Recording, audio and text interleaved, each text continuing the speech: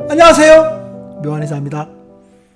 피부염을 치료하다 보면 피부염을 악화시킬 수 있는 요인들이 굉장히 많이 존재합니다.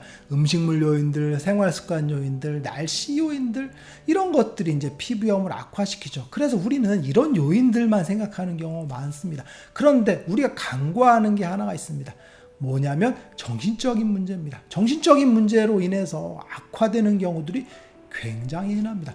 오늘 이 시간에는 정신적인 문제에 의해서 악화되는 그런 기전과 그 해결 방법에 대해서 한번 알아보겠습니다. 피부 질환이 악화되는 요인은 굉장히 다양하죠. 그런데 악화되는 요인은 대부분 병인과 관련이 있습니다. 그래서 제가 병인을 알아야 된다 그랬잖아요. 지루성 피부염은 열대사 장애에 의해서 악화된다 그랬죠. 그러면 열이 악화되는 이유라 그랬죠. 그러면 우리 몸에 열순환이 원활하게 돼야 되는데 그게 바로 얼굴 쪽으로 몰리는, 그죠? 열순환이 안 되는 문제들을 야기하는 게 지루성 피부염을 악화시키겠죠. 그래서 더운 환경 같은 것들, 이런 것들이 악화시킬 수 있다 그랬죠. 그리고 심한 운동 같은 것, 그죠? 그리고 날씨가 이제 봄에서부터 여름으로 가는 뭐 이런 것들도 악화 인자가 되겠죠. 그리고 음식물 요인 같은 것도 열낸 음식들이 더 악화시키죠. 그래, 매운 거, 튀긴 거, 기름진 거 같은 것들, 아니면 술 같은 것들이 악화시킨다고 보시면 돼요. 그리고 또 하나가 있죠. 스트레스죠, 스트레스. 스트레스에 의해서 열이 나잖아요. 그러니까 악화될 수 있겠죠. 아토피 피부염 같은 경우는 이제 알레르기성 만성습진이라 그랬죠. 그래서 알레르기를 자극할 수 있는 항원 물질, 흡입 알레르기, 그다음 음식물 알레르기 같은 것들이고, 그리고 만성습진을 자극할 수 있는 열의 문제들이죠. 이런 것들이 악화시킬 수 있죠. 화폐상습진 같은 경우는 체액순환 정체니까 체액순환이 잘 안 되는 조건들, 피로, 그죠? 아니면 너무 짜게 먹는 것들, 그리고 음식을 자극적으로 먹는 것들, 이런 문제들이 이제 체액순환을 악화시킨다고 했죠. 그런데 피부염을 악화시킬 수 있는 인자 중에서 정말 공통되게 작용하는 게 하나가 존재합니다. 바로 정신적인 멘탈의 문제입니다. 예를 한번 들어볼게요. 결혼식을 한 달 앞둔 신부가 있다고 쳐보세요. 근데 얼굴이 엄청나게 안 좋아요. 지루성 피부염이 너무 심해요. 그래서 얼굴이 불긋불긋하면서 막 열이 올라옵니다. 그런데 결혼식은 한 달 남았어요. 그러면 정신적으로 힘들까 안 힘들까요? 엄청나게 힘듭니다. 아침에도 얼굴이 뒤집어져서 빨갛고 저녁에도 빨갛고 하루 종일 가렵다 그랬죠. 아무런 정신적인 그런 평화가 없습니다. 그래서 당장 한 달 앞둔 결혼식 때문에 그죠, 스테로이드 젤을 막 계속 바르게 되겠죠. 근데 발랐는데 그죠, 얼굴이 정상처럼 보이지는 않죠. 그러니까 또 바르죠. 또 바르고 또 바르고. 그런데 거울을 보니까 어떻게 돼 있어? 안 바르니까 또 올라오죠. 또 바르고 또 바르고. 그래서 엄청나게 만성적으로 스테로이드를 사용하는데도 불구하고 얼굴이 깨끗하지 않기 때문에 불안감에 의해서 내 결혼식을 망치지 않을까라는 마음이 생기죠. 그럼으로써 더 악화되겠죠. 그 불안감이 열을 더 만든다는 얘기죠. 그래서 그 마음 자체에 의해서 그 열이 생기니까 잠도 안 오죠. 그러니까 점점점 악화되겠죠. 즉 피부염을 악화시킬 때 심리적인 문제들이 굉장히 크게 작용한다라고 보시면 돼요. 그러면 정신적인 부분과 몸의 병, 정신적인 부분과 피부 질환, 이걸 어떻게 연결시킬까요? 사이코소매틱이라는 게 있어요. 심신증이라고 하거든요. 심신증. 무슨 얘기냐면 마음심, 그 다음에 몸 신자를 쓰거든요.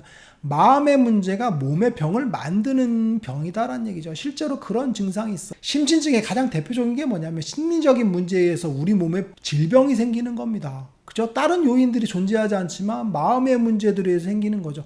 흔한 게 소화기 질환입니다. 짜증나는 상사들이랑 밥만 먹으려고 하면 소화가 안 되죠. 답답합니다. 그래서 메스껍죠. 그래서 체하는 것 같은 느낌이 들고, 그죠? 먹고 나서는 화장실을 들락날락거리는 게 바로 심신증의 대표적인 겁니다. 변비, 그리고 설사, 이런 것들이죠. 차만 타려고 하면은 그죠, 배가 불안불안해서 어떻게 하면 좋아, 어떻게 하면 좋아, 화장실 들락거리는 경우들도 심신증이라 보시면 돼요. 그리고 두통 같은 것들이죠. 그죠? 신경 쓰면 머리 아프잖아요. 그게 심신증이죠. 그리고 근육통 같은 것들도 심신증인 경우가 많아요. 정신적인 스트레스를 받으면 몸이 좀 아프잖아요. 그죠? 막 뭐 회사 가려고 하면 몸이 막 아파. 이런 것들이죠. 그리고 만성 피로도 마찬가지죠. 정신적인 스트레스가 너무 심하니까 몸이 막 천근만근이야. 이것들이 마찬가지죠. 그리고 또 하나가 있습니다.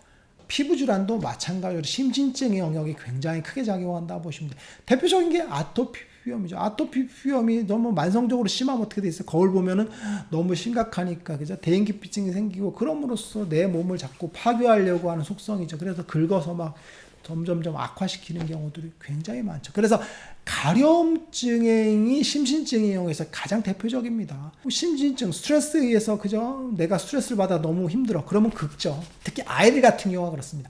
소아토피 같은 경우 이제 스트레스를 받거나 그런 막 그냥 긁습니다. 이런 것들이 반복적인 현상이라 보시면 돼요. 그래서 피부 질환 중에서 가려움증, 그리고 아토피 피부염, 그리고 만성 습진의 영역은 심신증의 영역이 포함되어 있다고 보시면 돼요.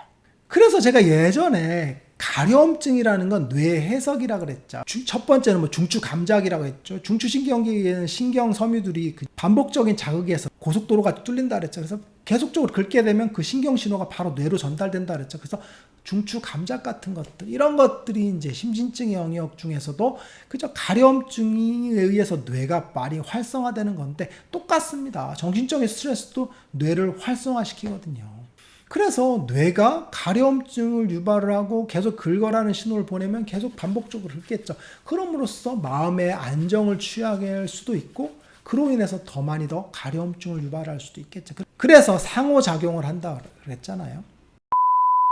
그러면 심신증의 영역에서 피부의 그저 가려움증과 피부염의 악화를 어떻게 하면 차단할까요? 차단하는 방법이 중요한데 사실은 심신증의 영역에서 피부 질환에서 자극하는 가장 큰 요인은 뭐냐면 시각적인 요인입니다. 시각적인 요인.